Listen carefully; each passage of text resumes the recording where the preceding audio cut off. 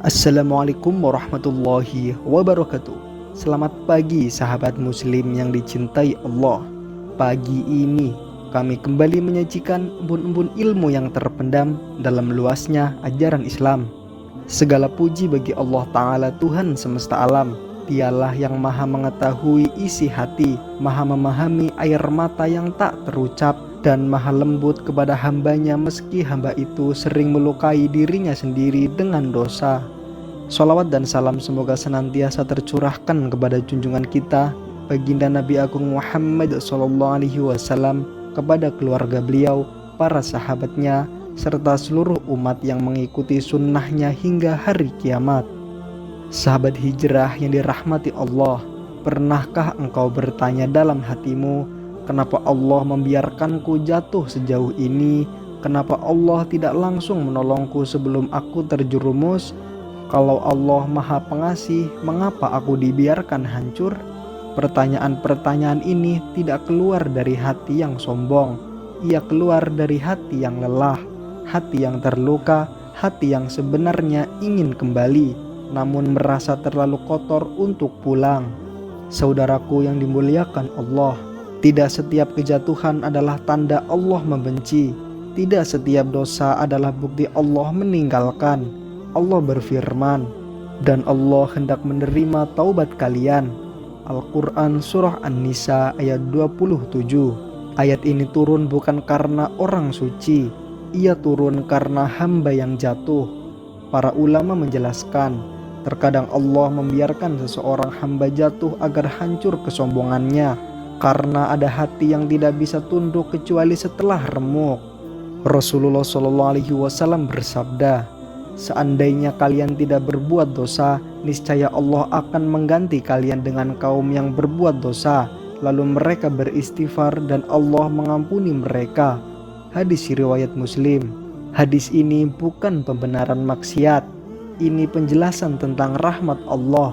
Dosa yang disesali bisa melahirkan taubat, taubat yang melahirkan kedekatan, dan kedekatan melahirkan derajat yang tak pernah diraih oleh ibadah yang disertai ujub.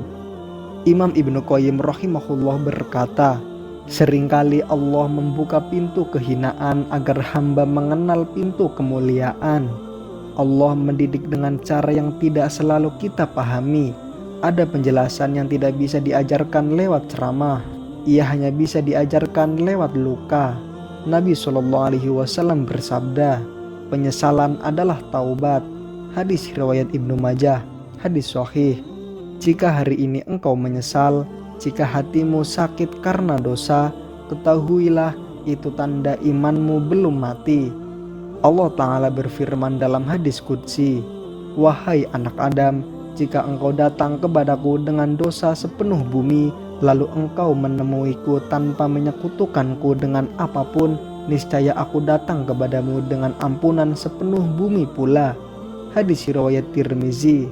Sahabat hijrah yang dimuliakan Allah, nilai dirimu bukan dari titik terendahmu, Allah menilai dari arah kembalimu. Saudaraku yang dirahmati Allah, banyak orang yang berkata, setelah aku jatuh, kenapa hidupku justru makin berantakan? Ketahuilah, itu bukan karena Allah meninggalkanmu, justru seringkali karena Allah sedang membersihkan sisa-sisa ketergantungan selain kepadanya. Ada sandaran yang harus runtuh, ada harapan palsu yang harus dihancurkan, dan ada rasa aku masih bisa sendiri yang harus dimatikan. Allah Subhanahu wa Ta'ala berfirman, sampai ketika para rasul berputus asa dan merasa telah didustakan, datanglah pertolongan kami. Al-Quran Surah Yusuf ayat 110. Jika para nabi saja diuji sampai batas putus asa manusiawi, siapakah kita hingga ingin diuji ringan? Sahabat hijrah yang dimuliakan Allah, Ibnu Qayyim rahimahullah berkata, setan membuatmu melihat dosa masa lalu agar kau lupa rahmat Allah di masa depan. Islam tidak pernah mengajarkan identitas permanen dari dosa. Islam mengajarkan perubahan.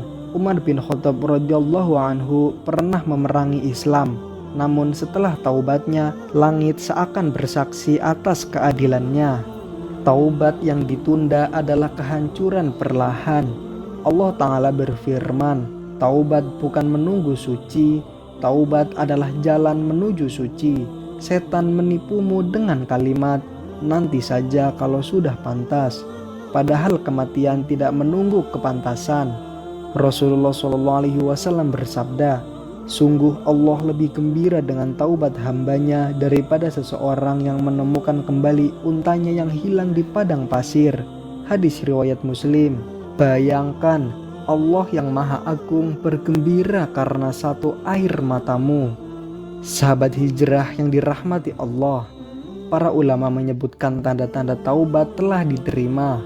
Yang pertama, hati lebih lembut, dosa terasa berat, ibadah terasa manis meski berat, dan takut mengulangi maksiat.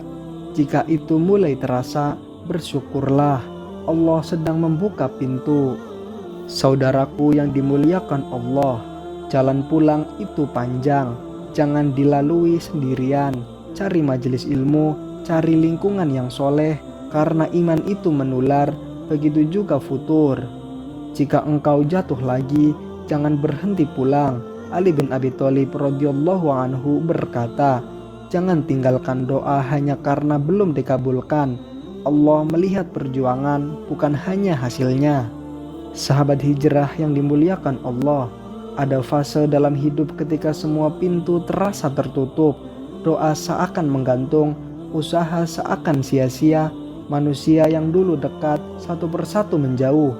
Ketahuilah, itulah fase ketika Allah ingin menjadi satu-satunya tujuanmu, bukan karena Dia membencimu, melainkan karena Dia cemburu jika hatimu bersandar kepada selainnya. Allah Ta'ala berfirman, maka larilah kalian menuju Allah. Al-Quran Surah Az-Zariyat ayat 50. Larilah, bukan berjalan, karena jika tidak sekarang, kapan lagi? Kesendirian setelah jatuh itu menyakitkan, namun justru di sanalah iman ditempa. Imam Syafi'i rahimahullah berkata, jika engkau tidak sanggup menahan lelahnya belajar, maka engkau harus sanggup menahan perihnya kebodohan. Begitu pula iman, jika engkau tidak sanggup menahan sakitnya taubat, maka engkau akan menahan gelapnya hidup tanpa Allah. Sahabat hijrah yang dimuliakan Allah, Allah menunda pertolongan bukan tanpa alasan. Pertolongan Allah selalu tepat waktu, namun jarang sesuai keinginan. Allah ingin kita berdoa lebih jujur, tangisan lebih dalam, ketergantungan lebih murni, karena doa sebelum hancur beda rasanya dengan doa setelah tidak punya apa-apa. Rasulullah SAW bersabda, setiap anak Adam banyak berbuat dosa, dan sebaik-baik orang yang bertaubat adalah yang bertaubat. Hadis riwayat Tirmizi. Hadis ini tidak berkata yang jatuh sekali, tetapi yang banyak berdosa. Artinya, pintu kembali itu tidak dihitung dari frekuensi jatuh, melainkan dari kejujuran bangkit. Saudaraku yang dimuliakan Allah, ada yang jatuh lalu cepat bangkit, ada yang jatuh lalu tertatih. Allah tidak menilai kecepatanmu, Allah menilai kesungguhanmu. Bandingkan dirimu dengan kemarin, bukan dengan orang lain. Taubat terasa berat karena dosa terasa nikmat. Namun ingatlah, nikmat maksiat itu singkat, penyesalannya panjang, sedangkan taubat sakitnya di awal, manisnya di akhir. Saudaraku yang dirahmati Allah, kita tidak takut mati, tetapi kita takut mati tanpa taubat. Jika semua orang menyerah, Allah tidak pernah menyerah. Jika semua pintu tertutup, pintu langit masih terbuka. Jika semua cahaya padam, namun Allah masih menyalakan cahaya di hatimu. Ya Allah, kami datang dengan hati yang compang-camping, dengan iman yang tertatih, dengan dosa yang tak terhitung. Namun kami tahu Engkau tidak pernah menolak hamba yang kembali.